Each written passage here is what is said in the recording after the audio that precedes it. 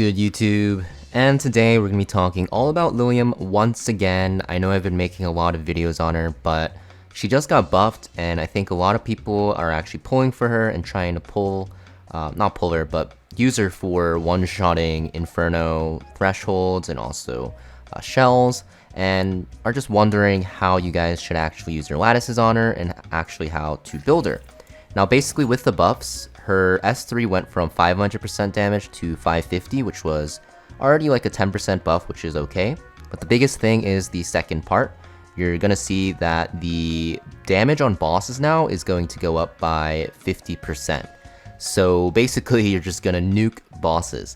They also increase the damage of her S2 to actually execute more once you actually max it out, which is very, very good.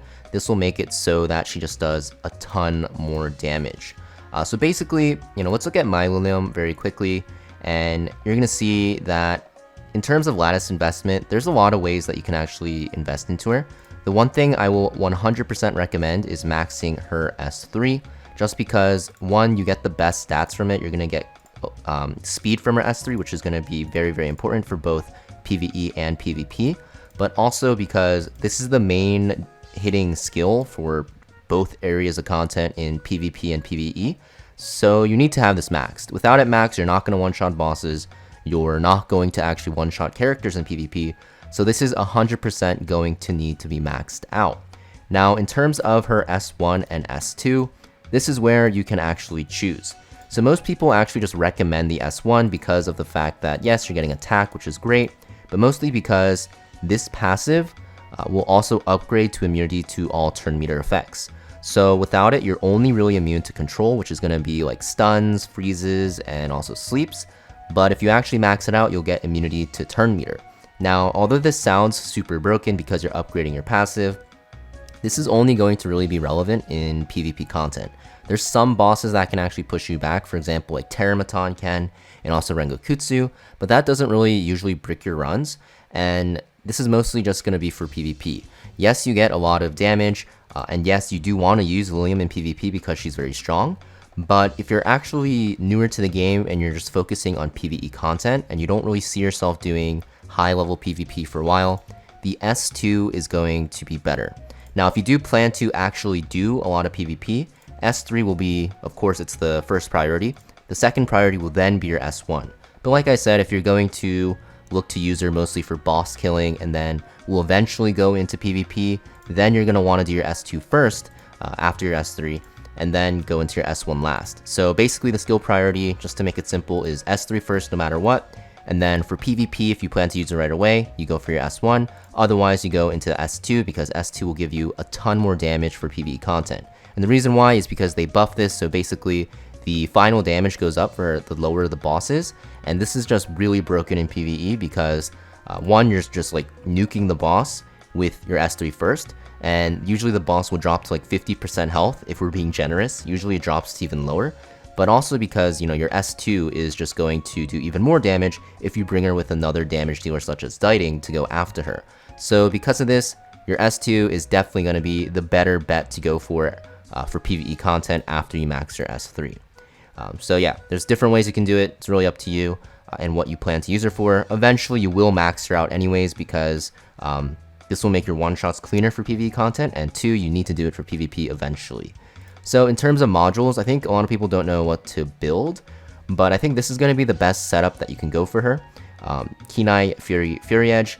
You can go Swift Raid as well if you want her to actually go before your Diting, but the thing is her base speed is high enough that if you run both her and Diting on Fury Edge, she will most likely go before him anyways. So Fury Edge is just going to give her way more damage, and the reason why you want to go Fury is because even though Harvest sounds great for your S3 nuke, a lot of your damage in terms of executing the boss is from your S2, and the boss is going to be less than 50% of health most of the time, so you want to go for Fury instead because Fury activates permanently while Harvest only activates when the boss, or whatever you're hitting really, is less than 50% health. If we look here, when attacking, if the target's HP is above 50%, you ignore extra defense.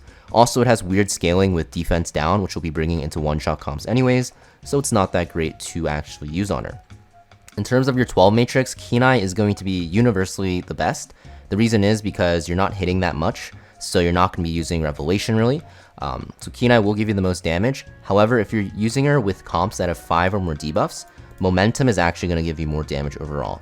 However, I don't really like using Momentum even though I use like 5 debuff, 4 debuff comps, because Kenai is just more consistent, and there's a lot of bosses that have like random cleanses, so you lose a lot of value in that, so I like to run around Kenai.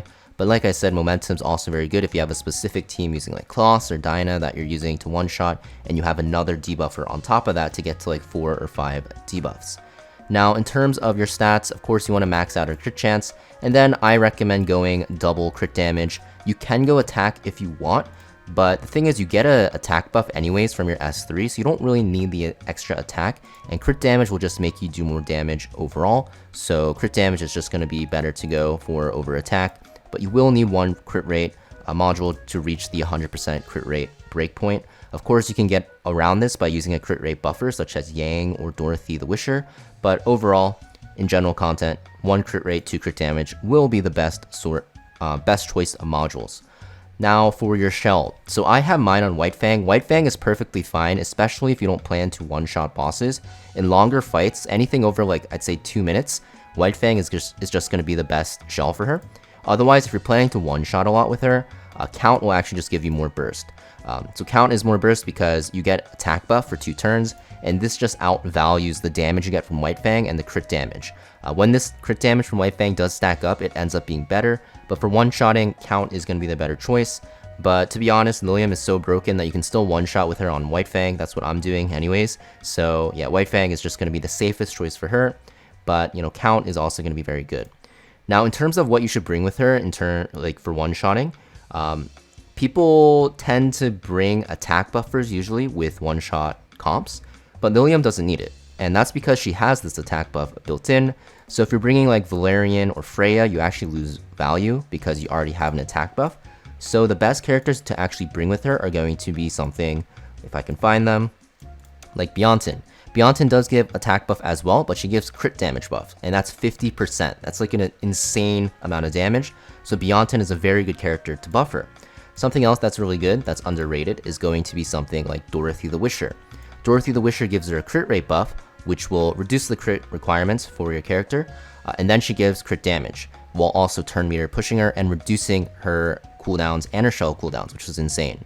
The only thing is, you will S3 first, and then what will happen is Liliam will then use her S3, so you're not getting the crit damage buff on the S3, but you will get it on the S2, which is also just very good. And of course, you're just lowering the crit rate requirements, so you're basically getting a crit damage buff essentially from this S3 because you are able to, take off one of these crit rate modules for another crit damage one and run her on 3 crit damage or even double crit damage 1 attack. So Dorothy the Wisher is a very good character to pair her with. Reducing the skill cooldowns is amazing for just any DPS, and it just works very well with Liliam's kit because she already has an attack buff. Another one that's very good is Kachi. Kachi is very good because of his S2. Sure, it's an attack buff, but you get 100% turn meter and you get reduced cooldowns.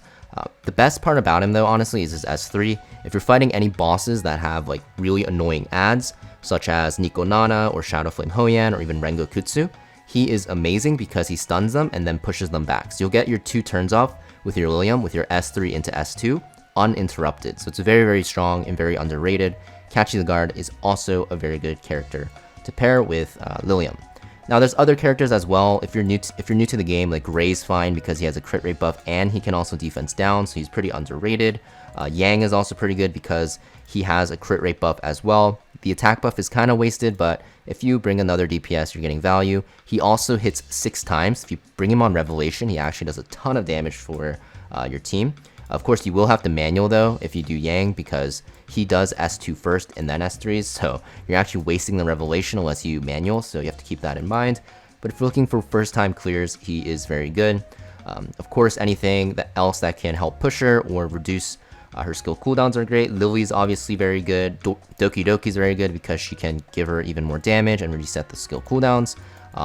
Lily, of course, gives her this crit damage buff if you twin trick twice, which won't really happen too much. But Lily can actually reset her S3 completely, so you'll S3 into S3 into S2, which will 100% one-shot like every single boss. There's a ton of other characters you can bring with her. She's very, very flexible. I think I'm missing one that I really wanted to talk about. Doki Doki, Lily, and Nell. I forgot about Nell. So even though Nell gives speed buff, which she already gets, because Nell goes first, and Liliam needs the S3 to actually get the speed buff's actually relevant at the start of battle because until Liliam gets her turn, she doesn't have that buff unless someone applies it to her, so the speed buff isn't wasted in that sense, if that makes sense. You also put Vulnerable, which is a very powerful debuff, and a lot of characters don't have this debuff. It's just 30% extra damage, and she also will be able to push your Liliam very quickly with her S2. It's a 80% turn meter push, because it's 20% 4 times, and you can get her to use her S2 execute very quickly in the fight, right? So a lot of characters that are good, and there's even more, right? Because Liliam is just that broken, it just synergizes with so many characters. Chiaki the Echo can push her, even though the attack buff stacks. Mia is very good with her because you can reduce cooldowns for like Aurora and stuff like that. So yeah, very, very good support options. In terms of other characters that pair with her, usually you're going to pair with something that can also deal damage to help her one-shot if your gear isn't that great. Diting is actually very good, like I mentioned earlier.